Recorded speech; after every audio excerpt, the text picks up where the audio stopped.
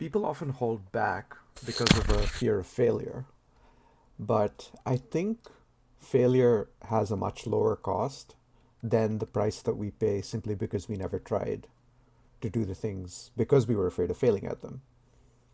So success is great, but often failure is just a prerequisite to success. So you might fail 4 or 5 times and then you succeed. It's like a toddler learning to walk, taking their first steps.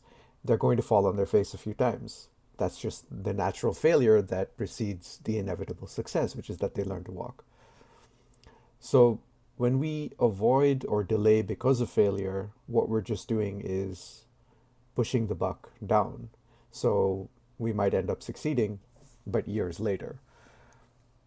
In a way, a lot of people are looking towards their success. They're learning about the thing, they're reading about the thing. I tend to have this tendency.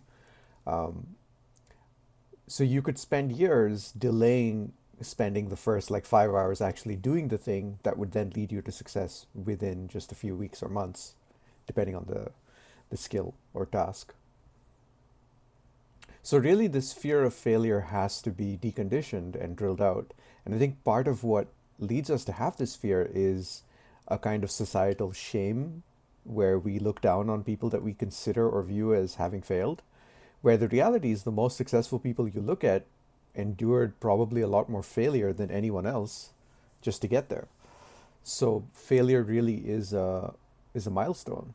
It's almost like you could measure your success by the number of failures you're willing to endure until you eventually succeed.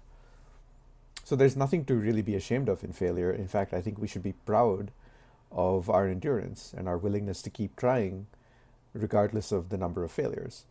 Of course, you do want to learn from each failure and you want to figure out what to do differently. There's no point doing it exactly the same way each time. But I think that's pretty natural. Human beings are naturally quite adaptable. So rather than thinking about your odds of success, think about how many times are you willing to do this until you succeed. Because then it just becomes a matter of when, not if, you succeed.